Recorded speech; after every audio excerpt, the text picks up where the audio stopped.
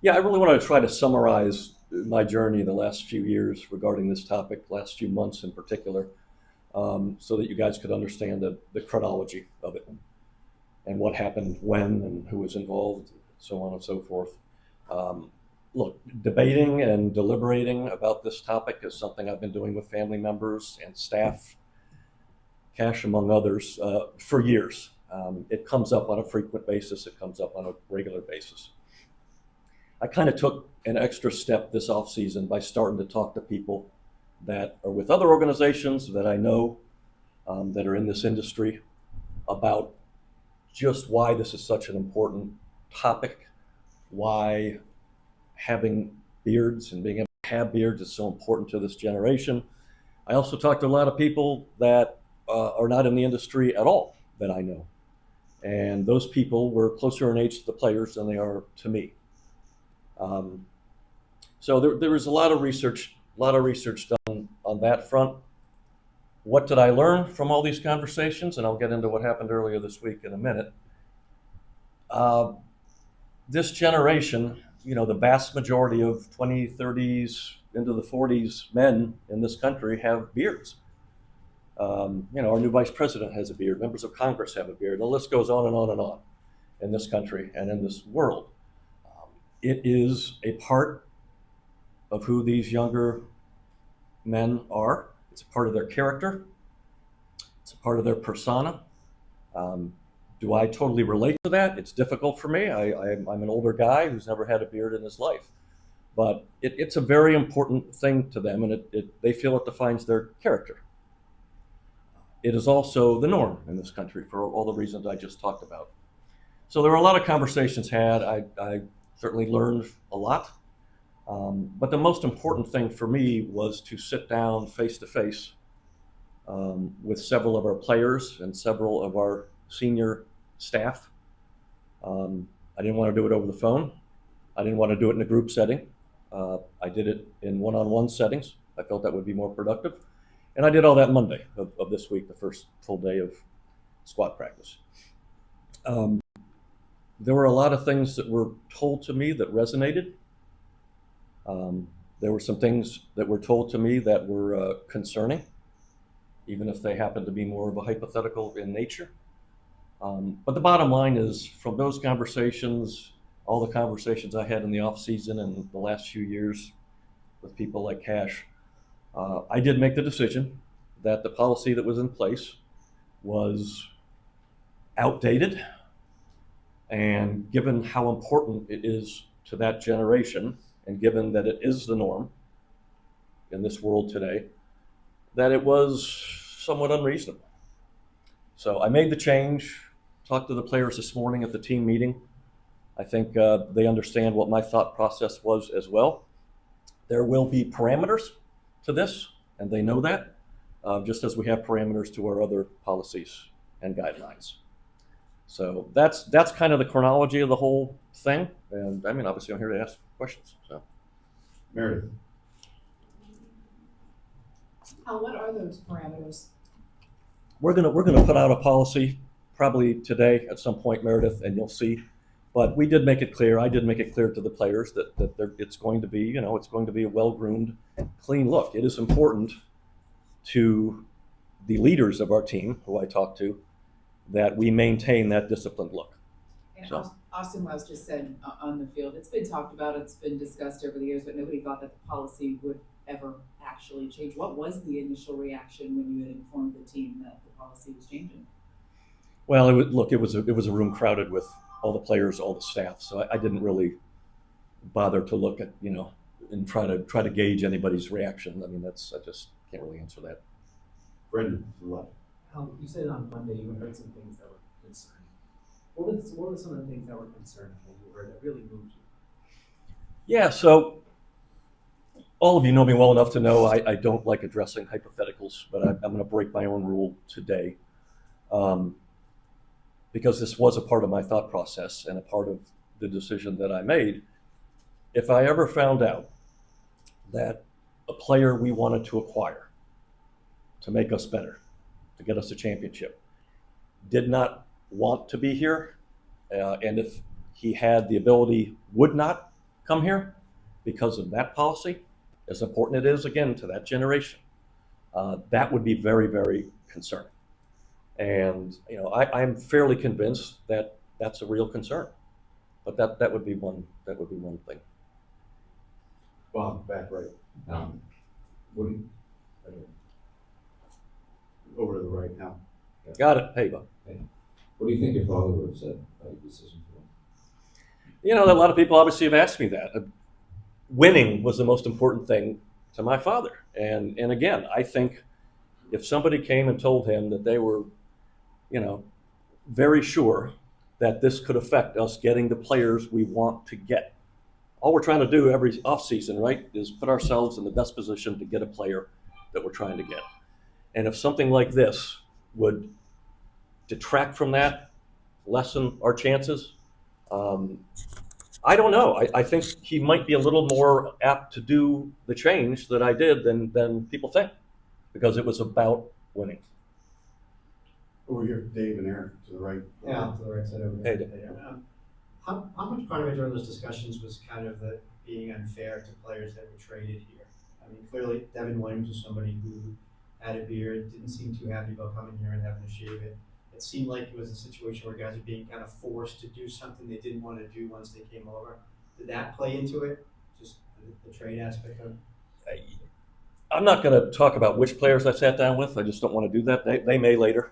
But I will tell you it was a diverse group in that all of them have been here for a different period of time, some longer than others. And I felt that was important to get a good sampling, if you will. So, Aaron.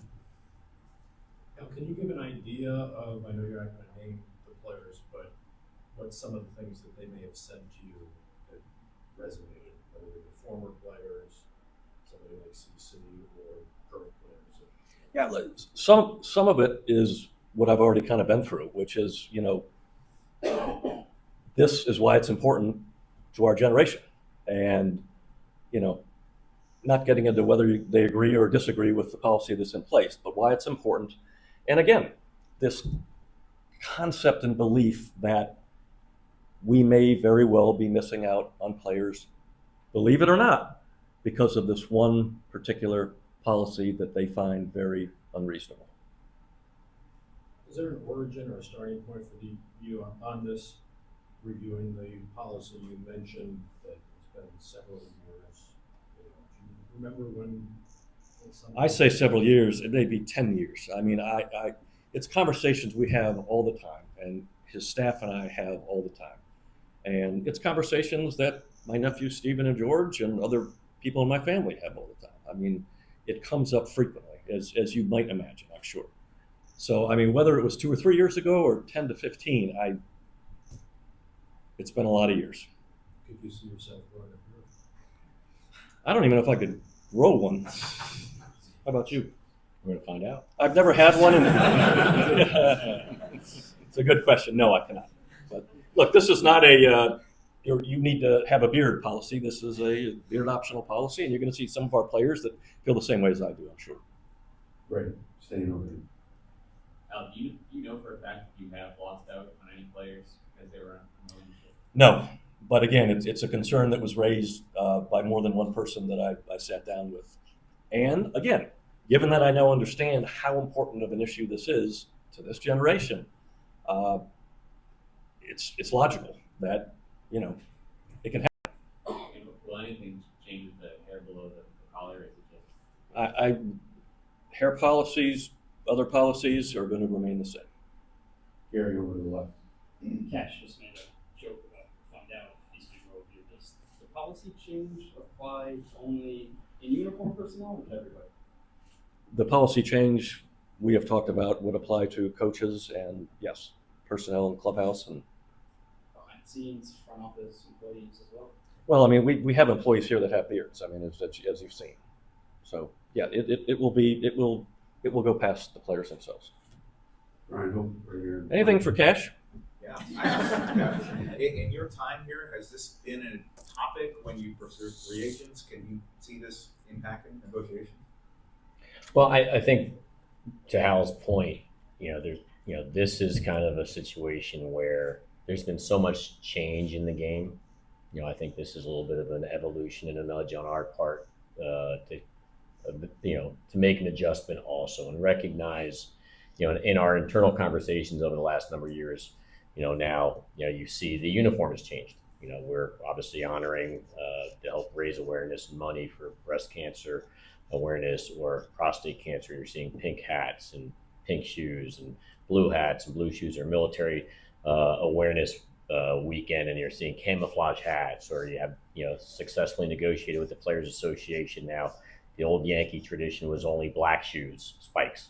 But now players with the latest iterations of the basic agreement can wear any color shoes and any color belts that they might want. For instance, we have a sponsorship patch on the uniform, for instance. So there's a lot of things that have changed over the course of time. And so a lot of the discussions we've had with players past and present, I can intimately share with you that, whether it's an amateur scout being in a room with a potential drafted prospect that is going to go somewhere pretty good, in terms of a draft area, and every now and then, not much, but it does come up like, well, I prefer not to get drafted by you guys because of that policy, or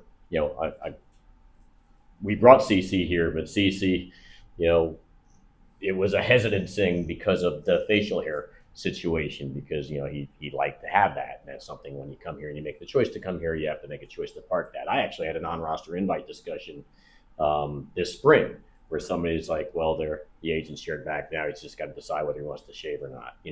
So it's a real thing. Whether it is the ultimate end-all be-all preventable thing, I can't say. It's an individual. We've had a lot of great people that have come here to put that uniform on and ultimately comply, and everybody here is willing to comply. That's the great thing about, they understand, they have a platform to share and discuss, but then, even in today's iteration of our locker room, people would express, it's not what I want, it's not my preference, but I will honor, the rules of the land.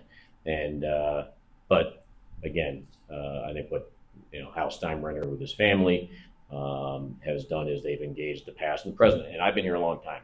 So even though there has been a policy in place, I've got two guys in camp, Andy Pettit, every 5 days, especially in the postseason, or Roger Clemens, they get that shadow showing up, and then, day of game on a game they're starting, I'm not going to be like, hey, or the manager of the day, whether it's Joe Torre or Girardi or whomever, like, hey, you got to shave today. It's like, they got the game ball today, I'm not going to mess with it. But it was something that they valued. They've shared that, it's something they felt better with, stronger with.